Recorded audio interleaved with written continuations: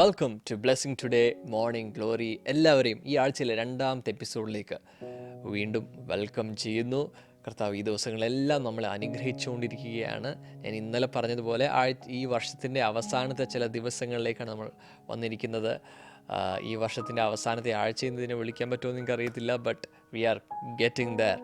And കർത്താവ് ഈ ദിവസങ്ങളെല്ലാം നമ്മളെ ബ്ലെസ് ചെയ്തുകൊണ്ടിരിക്കുന്നു. നമ്മൾ 2026 കയറുവാൻ വേണ്ടി നമ്മൾ റെഡി ആയിക്കൊണ്ടിരിക്കുകയാണ്. ഓരോ ദിവസവും കർത്താവ് നമുക്ക് വേണ്ടി എന്താണ് ചെയ്യാൻ പോകുന്നത്, 2026 പ്രവേശിക്കുമ്പോൾ കർത്താവ് എന്താണ് നമുക്ക് തരാൻ പോകുന്നത്, അതിനെല്ലാം നമ്മൾ കാത്തിരിക്കുകയാണ്. ആമേൻ. അത് കാത്തിരിക്കുമ്പോൾ തന്നെ ഞാൻ വീണ്ടും ഓർപ്പിക്കട്ടെ, December 31 നമ്മുടെ ന്യൂ ഇയർ ബ്ലെസ്സിങ് സർവീസ് നടക്കുന്ന രാജീവ് ഗാന്ധി ഇൻഡോർ സ്റ്റേഡിയത്തിലാണ്.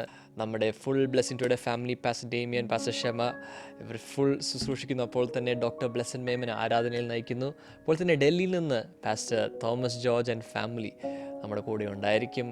It is going to be amazing. കർത്താവ് വലിയ കാര്യങ്ങൾ ചെയ്യാൻ പോവുകയാണ്. ആമേൻ. നമുക്ക് എല്ലാവർക്കും തയ്യാറെടുക്കാം. നമുക്ക് ഇന്നത്തെ ഒരു കീ സ്പോൺസറുണ്ട്.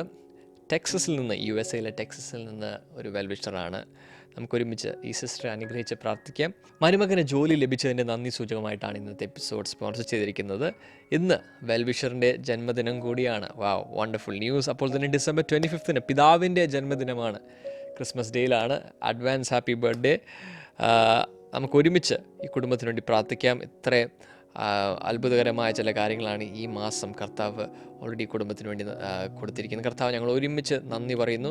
ആ മരുമകന് ജോലി ലഭിച്ചതിനായി ഞങ്ങൾ നന്ദി പറയുന്നു കർത്താവെ. അപ്പോൾ തന്നെ ഇന്ന് ബർത്ത്ഡേ ആഘോഷിക്കുന്ന സിസ്റ്ററെ ഞങ്ങൾ അനുഗ്രഹിച്ച് പ്രാർത്ഥിക്കുന്നു. കർത്താവിന് അനുഗ്രഹം ഉണ്ടായിരിക്കട്ടെ കർത്താവ്. ഞങ്ങൾ ഇവിടെ നിന്ന് പ്രാർത്ഥിക്കുമ്പോൾ അവിടെ ആ ദേശത്ത് കർത്താവെ അവിടെ അനുഗ്രഹിക്കണമേ, മാനിക്കണമേ എന്ന് പ്രാർത്ഥിക്കുന്നു. ഈ വർഷം പ്രാർത്ഥിക്കുന്ന ഓരോ വിഷയങ്ങളുടെ മേൽ കർത്താവ് കൂടി ഉണ്ടാവണമേ എന്ന് പ്രാർത്ഥിക്കുന്നു. അതിൻ്റെ മേൽ മറുപടികൾ ഉണ്ടാകട്ടെ എന്ന് പ്രാർത്ഥിക്കുന്നു. Thank you Lord. അപ്പോൾ തന്നെ ഞങ്ങൾ പിതാവിനെ അനുഗ്രഹിക്കുന്നു കർത്താവെ.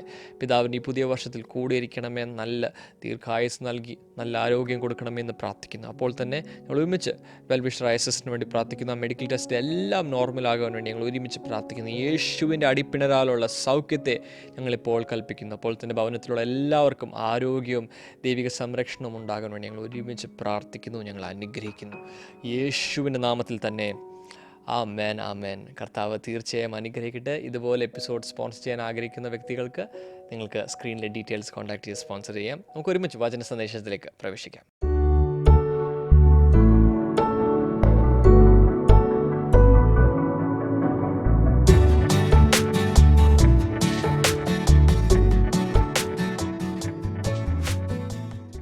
Welcome back. ഇന്ന് നമുക്കൊരു ഒരു വചനം വായിച്ചാരംഭിക്കാം. റോമാലേഖനം 8-ാം അധ്യായം 37-ാമത്തെ വചനം. Romans chapter 8 and verse number 37. Now, in all these things we are more than conquerors through him who loved us.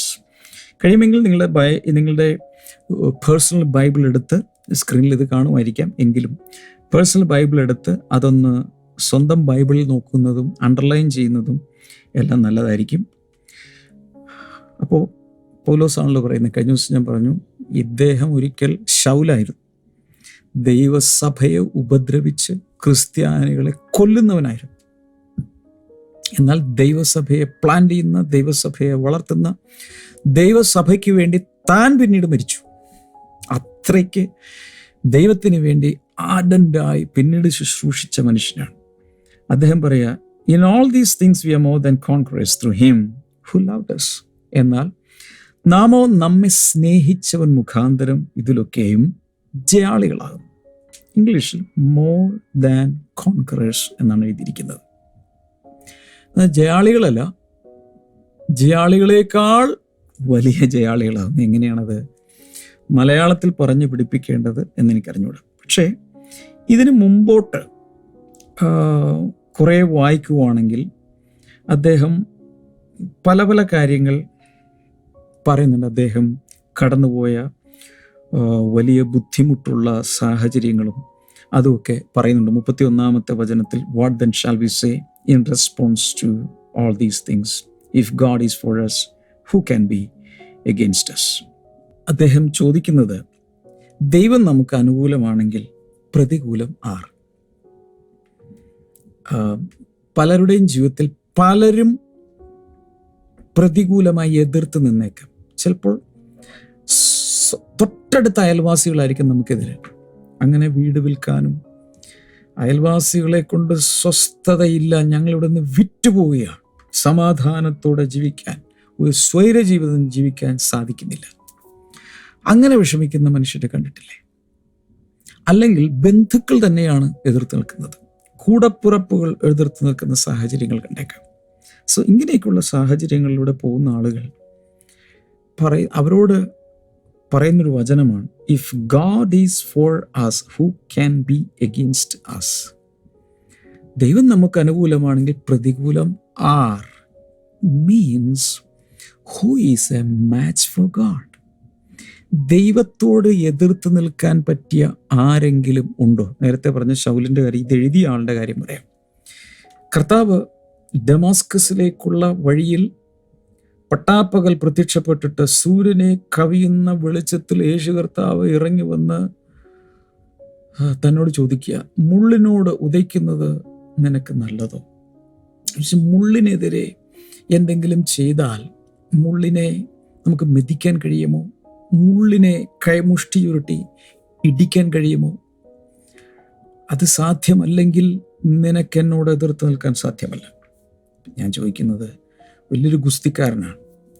അപ്പോൾ അയാളുടെ ഈ സാധനമൊന്നും ഇട്ടിട്ടില്ലെന്നിരിക്കട്ടെ, അയാൾ പറയുകയാണ് ഈ മുള്ള് ഇടിച്ച് പൊട്ടിക്കാൻ പറയും. അപ്പം ഇയാൾ ചിലപ്പോൾ ഓടും അതുപോലെ തകിടുകളും പലതുമൊക്കെ വെട്ടി മുറിക്കുന്ന അത്രയും കൈക്ക് കരുത്തുള്ളതായിരിക്കും. പക്ഷേ കുറേ മുള്ളുകൾ ഇങ്ങനെ വെച്ചിട്ട് ഇടിക്കാൻ പറഞ്ഞാലോ എങ്ങനെയുണ്ടാവും? അത് എളുപ്പമുള്ള കാര്യമല്ല, അത് സാധ്യമായ കാര്യമല്ല. ഒരിക്കൽ അങ്ങ് പോയാൽ അത് കയറി അവിടെ ഇരിക്കും, സ്റ്റക്കായിരിക്കും. അവൻ്റെ അസ്ഥിയും ഉടയും, അകത്തോട്ട് അവൻ്റെ നെർവ്സും കട്ടാകും, മസിൽസും കട്ടാകും, ടിഷ്യൂസും കട്ടാകും, എല്ലാം കട്ടാകും. അതോടെ തീർന്നു നോക്കായി. കർത്താവ് ചോദിക്കുന്ന ചോദ്യം ഇതാണ്, ശൗലേ എൻ്റെ അടുത്ത് വേണോ? നമ്മുടെ നാടൻ ഭാഷ ചോദിച്ചു, എന്നോടിത് വേണോ? സകലത്തെയും സൃഷ്ടിച്ച, നിന്നെയും സൃഷ്ടിച്ച, നിനക്ക് വേണ്ടി ജീവൻ തന്ന ശേഷം പിതാവിൻ്റെ വലതുഭാഗത്ത് പോയി ഞാനൊന്ന് ഇരിക്കാമെന്ന് വിചാരിച്ചപ്പോൾ നീ എഴുന്നേറ്റ് എൻ്റെ കുഞ്ഞുങ്ങളെ കൊന്നൊടുക്കുകയാണോ? മോനെ എന്നോട് വേണോ? അന്ന് അവിടെ വെച്ച് അവൻ കുതിരപ്പുറത്ത് നിന്ന് താഴെ വീണു, ശബ്ദം കേട്ടു, വെളിച്ചം കണ്ടു, അവൻ ബ്ലൈൻഡായി. ഒരു കാര്യം നമ്മൾ ഓർക്കണം, ഇരുളിൽ നമുക്കൊന്നും കാണാൻ സാധ്യമല്ല. അതിഭയങ്കരമായ പ്രകാശം വന്നാലും ബ്ലൈൻഡായി പോകും, പിന്നെ ഒന്നും കാണാൻ സാധ്യമല്ല. അതുകൊണ്ടാണ് ദൈവത്തെക്കുറിച്ച് പറയുന്നത്, അവൻ അടുത്തുകൂടാത്ത വെളിച്ചത്തിൽ വസിക്കുന്നു. He is living in unapproachable light. So അത്രയ്ക്ക് പ്രകാശമുള്ളവനാണ് കർത്താവ്. ആ പ്രകാശത്തിൽ സത്യം പറഞ്ഞാൽ ആ ശക്തിയുടെ മുമ്പിൽ സോൾ വാസ് ഇലക്ട്രിക്യൂട്ടഡ്, നേരെ താഴെ വീണു. പിന്നെ അവനെ ഒരു അനന്യാസ് എന്ന് പറയുന്ന ഒരാളുടെ അടുത്ത് എടുത്തു കൊണ്ടുപോയി.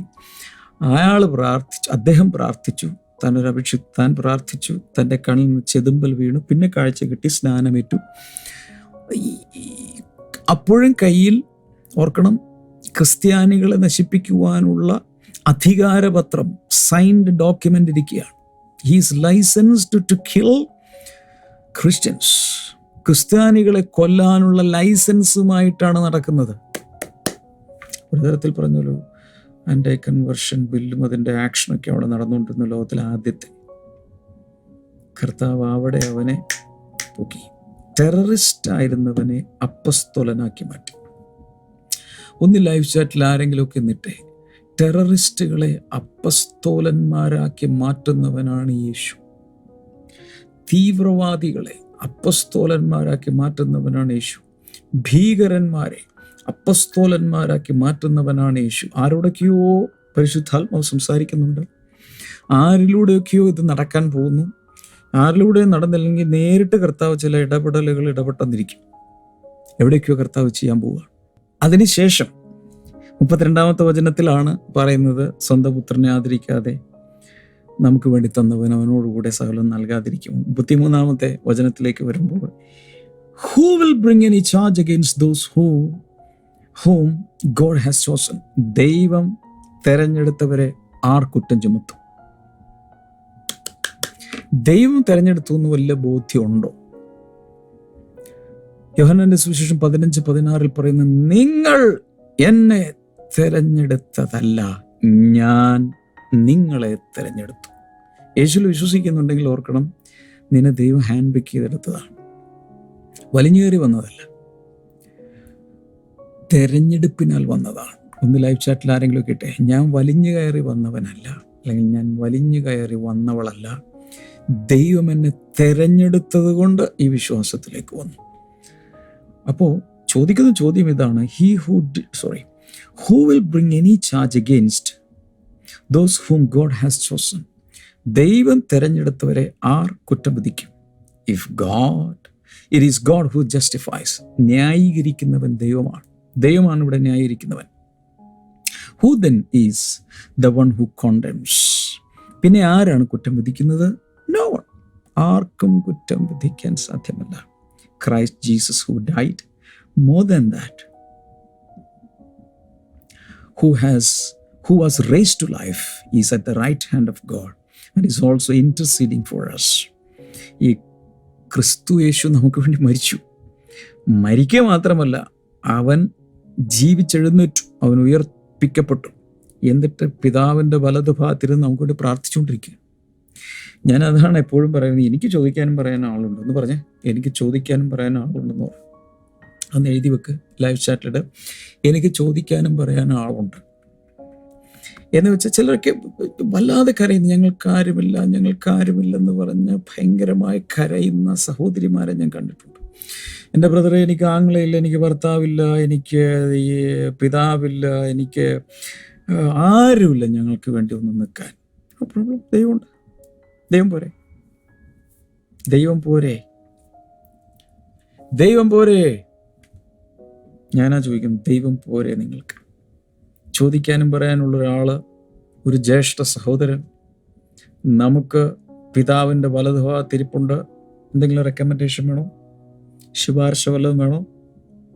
ഇവിടെ പറഞ്ഞാൽ മതി. തൊട്ടപ്പുറത്തിരിക്കുന്ന പിതാവിനോട് ചെവിൽ പറയുന്ന ആൾക്ക്, ആ മോൾക്ക്, ഏഞ്ചൽ എന്ന് പറഞ്ഞാൽ മോളില്ല, ആ മോൾക്ക് വല്ലാത്തൊരു പ്രയാസത്തിലാണ്, അതുകൊണ്ട് ഒരു സപ്പോർട്ട് കൊടുക്കണേ. കർത്താപ്പുറത്തെന്ന് പറഞ്ഞോളൂ, ഇന്നയാളൊരല്പം വീക്കാണ്, കുറച്ച് കുരുത്തക്കിടക്കുണ്ടെങ്കിലും ഞാൻ നോക്കിക്കോളാം, എൻ്റെ രക്തം കൊണ്ട് ഞാൻ കഴുകിക്കോളാം. അതുകൊണ്ട് പിതാവേ, മനസ്സിലാകുന്നുണ്ടോ?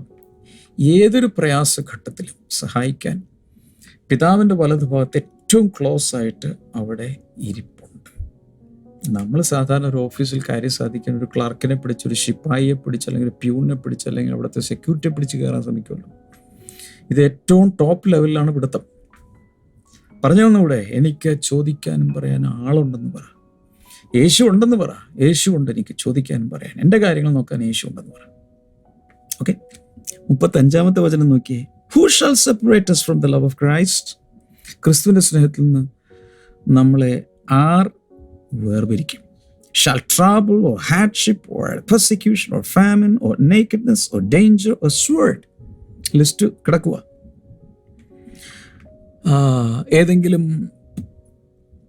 ഉപദ്രവമോ അല്ലെങ്കിൽ കഠിനതകളോ മറ്റേതെങ്കിലും പീഡനങ്ങളോ ക്ഷാമമോ നഗ്നതയോ ആപത്തോ വാളോ, ഓ മൈ ഗോഡ്, ഇതിനൊന്നിനും ക്രിസ്തുവിൻ്റെ സ്നേഹത്തിൽ നിന്ന് നമ്മളെ അടർത്തി മാറ്റാൻ സാധ്യമല്ല.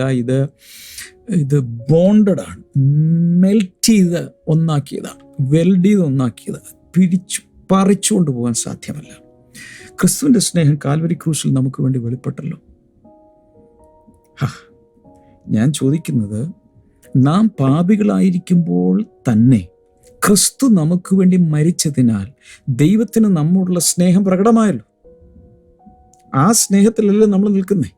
ആ സ്നേഹം ശരിയാണെങ്കിൽ ഒരിക്കലും ദൈവം ക്രിസ്തുവിൻ്റെ സ്നേഹത്തിൽ നമ്മളെ പറിച്ചെടുക്കാൻ സാധ്യമല്ല.